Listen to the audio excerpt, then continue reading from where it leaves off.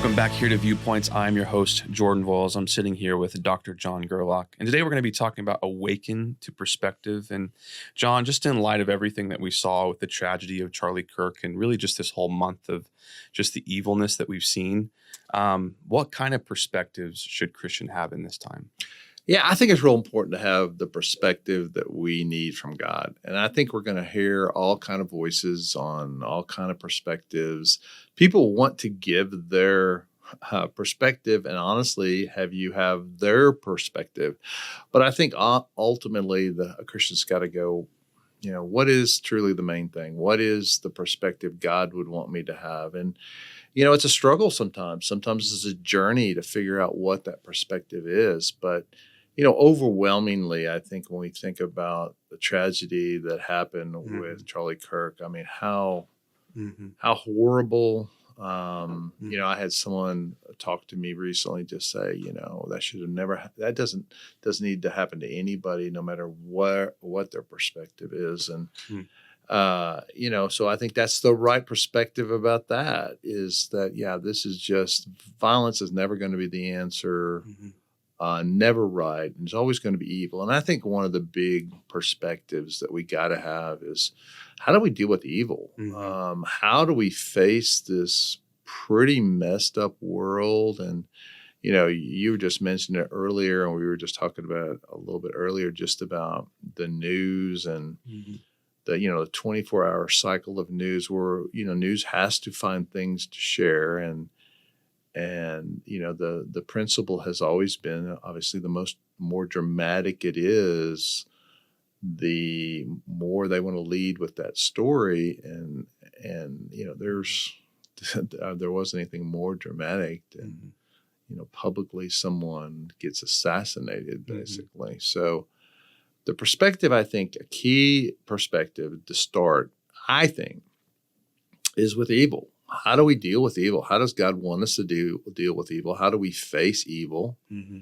Because it's just sad. It's a sad situation, but we need to have God's perspective because it's going to, maybe not this dramatic, but if you really dig in, there's so much evil that is constantly around us. So, let's talk about that maybe a little bit on perspective of how do we deal with evil? I mean, I think for me, that one of the principles has always been I came from C.S. Lewis's comment, which is basically, when you talk about Satan, you talk about evil, don't underestimate, but don't get overwhelmed either. I think that's a good perspective.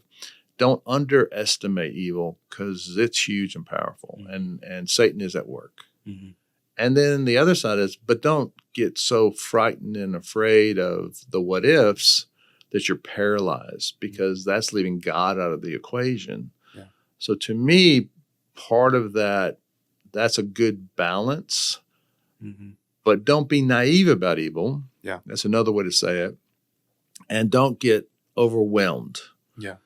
Because, I started digging into it a little bit this past week, and I mentioned it to you that 1,000 Christians have been killed in Nigeria. And it's kind of like there's part of you, you don't, you kind of go, but I don't even want to know that because it starts getting toward the overwhelming thing. And they were killed because they were Christians. There's just a lot of things like that. So I think it's a good balance. So just want to kind of get your thoughts on the same thing. Well, I think the big question that, I think that's been going around and I wanted to ask you about is the why question. Why does this stuff happen? And so, I kind of wanted just to ask you about that. Like, why do we see so much evil? Why do we see it? And then how do we respond to it? Which I think we're going to talk about here in a little bit. But the big question is why? Yeah. Yeah, I think that's a key question. It's an important question, especially to get perspective. Why does evil happen? And, it truly is the biblical explanation is pretty clear. It's a broken world. Yeah. Sin entered into this world. We talked about it Sunday. Yeah, I've talked about it Sunday. Definitely that is the reality. And this isn't heaven. there will be a point at which God makes all this right. Yeah. And there's no more sorrow, no more tears, no more suffering, no more pain, all those things, but it's not now. Right. And, Jesus pretty much promised us. It's not a promise we want to hold on to. It's not a promise that people put up on their wall, I guarantee you. Yeah. But he said, in this world, you will have trouble. Take heart. Yeah, take heart. Because there's going to be bad things that will happen. Yeah. That'll be horrific. And so, why is there evil? Because it's a sinful, broken world. And God redeems things. That's our hope, I think, in the evilness is God redeems. And what I mean by that is, it's just Romans 8:28 where God says, out of the bad, I will bring good. It's still bad. Amen. Yeah. But I will bring good and redeem. And that's where we find our hope in that. Yeah. Sunday, I talked about during worship, how the benefit of the believers is that we can come together and kind of rise above and have that godly perspective with our worship and, coming and opening the word. What would be something that you would want to leave the listener with of like, you're always talking to us about, channeling your griefs and your pains to a healthy way towards God. So what would be some ways that we could do that as Christians? Yeah, I think a great thing. I think I would say that on the perspective, let's talk about fear a little bit, because I think that's one way we can channel. I think there's a lot of fear. I think there are a lot of people got afraid. I had someone in my family who basically just was going, is this kind of what's the new normal of life? I mean, kind of could that affect me or what? Kind of we're going down that path. But it's what I shared Sunday that a key verse for me that God has used is that verse 2 Timothy 1:7 about God hasn't given us a spirit of fear, but a power, love, and a sound mind. And that to me is a true perspective as we go forward to go, okay, fear is going to be in that evil category. It didn't come from God. So I need to go. But I love that that verse leads with power. Yeah. That we have God's power. We go, okay, it's evil, but I'm not going to be defeated ultimately in any form or fashion because if I turn to God and I have that right kind of perspective.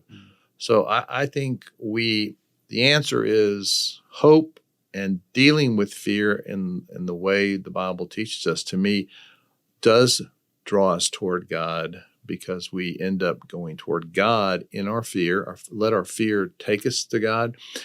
Let our hope be in God. And then we always are moving toward God in any situation that comes our way. That's awesome. What would be one thing that you'd want to leave the listener with before we close today, John? Yeah, I think basically it's this idea of hope, because biblical hope, we use hope in a sense in our world today where it's kind of like weak. It's like, well, we can just, all we can do is hope.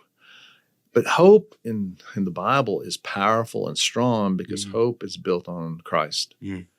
And in him, we have ultimate hope. So the hope that we find biblically is very powerful, very strong. And it's something that's a huge anchor for us, for our life, for our soul. Yeah. We have hope based on the promises of an all-powerful God. Yeah.